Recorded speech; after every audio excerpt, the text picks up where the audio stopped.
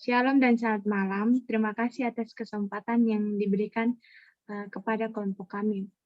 Kami akan mempresentasikan materi kami yang berjudul manajemen sumber data. Sebelum itu, izinkan saya memperkenalkan anggota kelompok saya yang terdiri dari 3 anggota. Yang pertama Feliciana saya sendiri dan 2 teman saya, yaitu Kurniati Keewanan dan Verlia Dwiyanti. Baiklah, selanjutnya saya serahkan kepada saudari Kurniatiku. Oke, yang pertama yaitu manajemen sumber data. Manajemen sumber data adalah aktivitas manajerial yang menerapkan teknologi informasi dan alat perangkat lunak pada tugas pengelolaan sebuah sumber data organisasi. Usaha-usaha awal untuk mengelola sumber data yang menggunakan pendekatan arsip pengelolaan terspesialis dari catatan data yang dirancang untuk mengelola program aplikasi bisnis spesifik. Pendekatan ini terlalu rumit, dikenakan biaya dan tidak fleksibel untuk memasukkan informasi yang dibutuhkan untuk mengelola proses bisnis modern dan organisasi. Oleh sebab itu, pendekatan manajemen bisnis data dikembangkan untuk menyelesaikan masalah dan sistem pengolahan arsip. Selanjutnya, manajemen basis data. Sistem manajemen basis data atau kadang disingkat SMBD adalah suatu sistem atau perangkat lunak yang dirancang untuk mengelola suatu basis data dan menjalankan operasi terhadap data yang diminta banyak pengguna. Manajemen basis data mempengaruhi penyimpanan dan pengolahan data.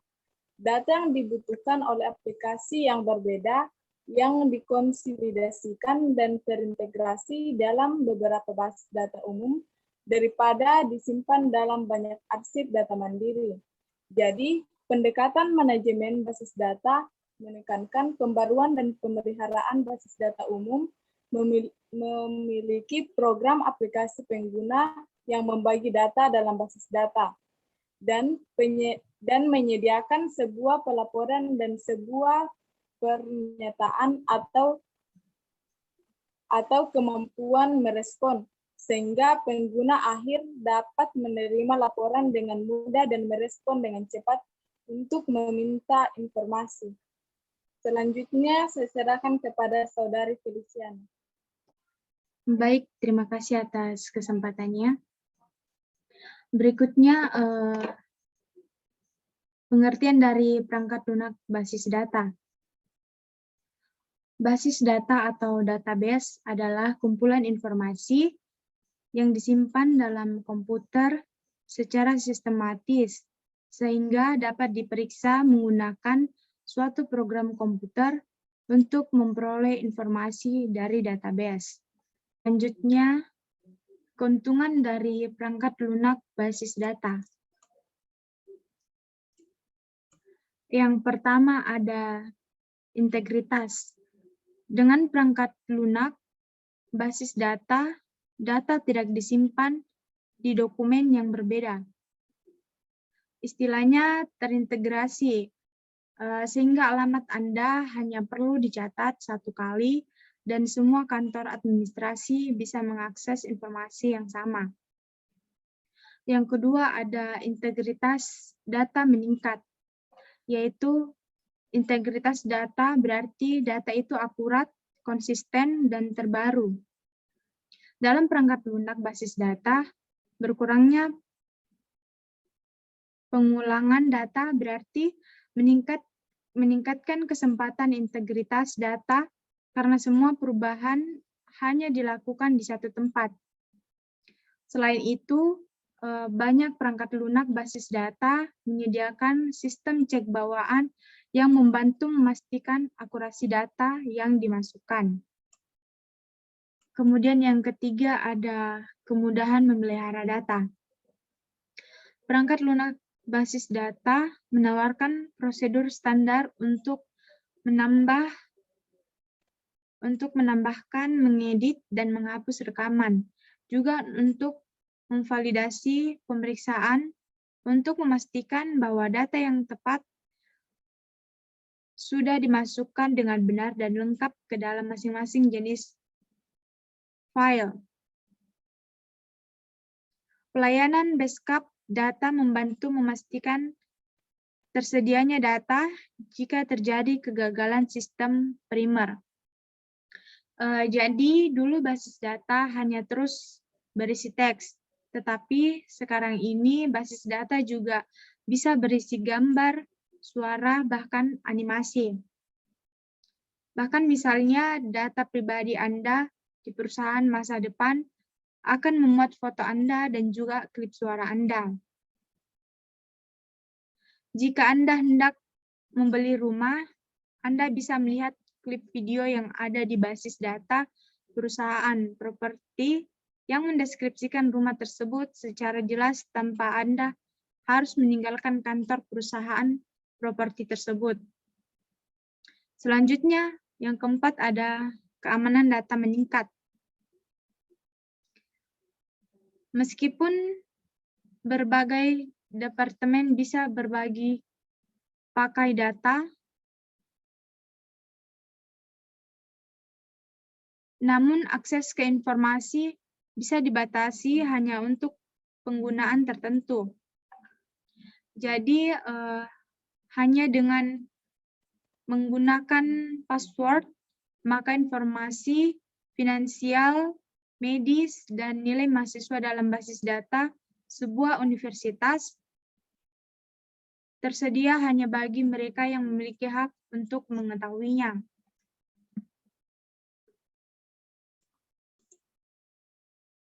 Selanjutnya ada jenis perangkat lunak yang terdiri dari 10. Yang pertama ada perangkat lunak aplikasi, yang kedua perkakas pengembangan perangkat lunak, yang ketiga sistem operasi, yang keempat pengendali perangkat keras, yang kelima perangkat lunak menetap, yang keenam perangkat lunak bebas, ketujuh perangkat lunak sumber terbuka, ke-8 perangkat lunak uji coba, ke-9 perangkat lunak gratis, dan yang terakhir perangkat lunak perusak. Selanjutnya ada jenis-jenis basis data yang terbagi atas 4. Yang pertama yaitu basis data operasional. Adapun contoh dari basis data operasional di sini seperti basis data pelanggan, basis data sumber daya manusia, basis data persediaan, dan basis data lainnya yang berisi data yang dihasilkan oleh operasi bisnis. Dan yang kedua, distribusi basis data.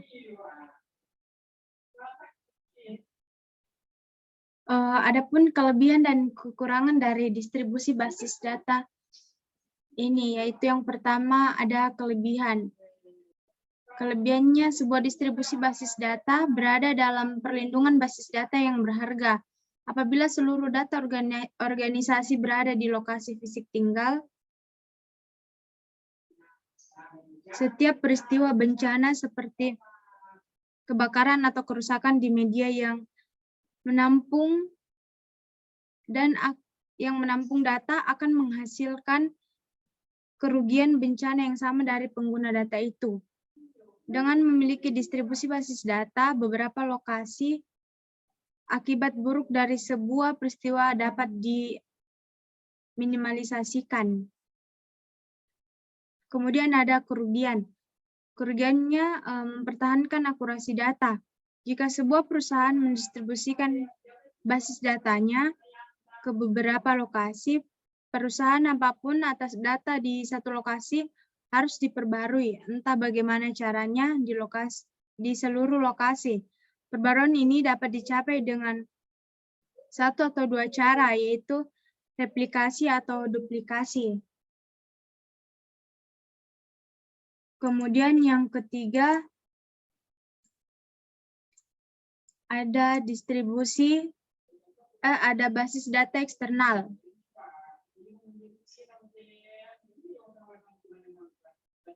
Situs menyediakan berbagai halaman tautan yang tidak berujung dari dokumen multimedia di basis data hipermedia agar Anda dapat mengaksesnya. Data yang tersedia dalam bentuk statistik atas aktivitas ekonomi dan demografi dari bank data statistis. Atau Anda dapat menampilkan atau mengunduh salinan abstrak atau lengkap dari ratusan koran, majalah, buletin, makalah penelitian, dan materi terbitan lain. Dan terbitan berkala mulai dari bibliografi sampai basis data berisi teks.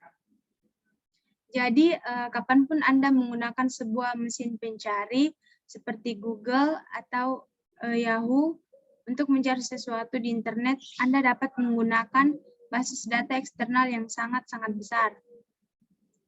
Dan yang terakhir ada basis data hipermedia.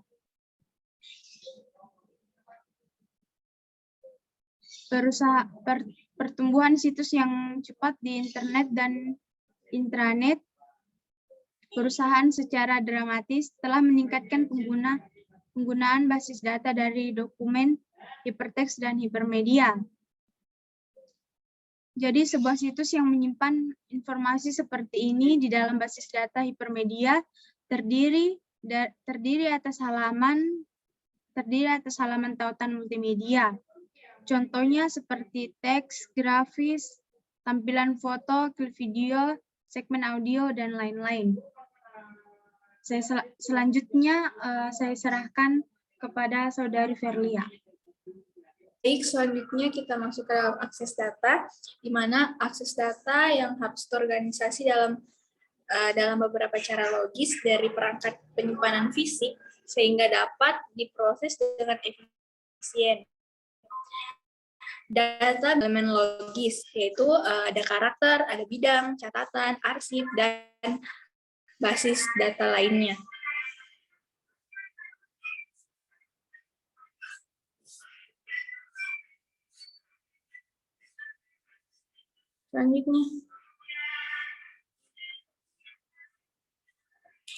Selanjutnya ada struktur bisnis. Ada struktur basis data segala seperti hierarki, jaringan, relasional, dan model berorientasi objek yang biasa digunakan untuk mengorganisasikan hubungan di antara catatan data yang disimpan dalam basis data. Terakhir, di sini ada pengembangan basis data mikrokomputer untuk aplikasi kecil dari pengguna akhir.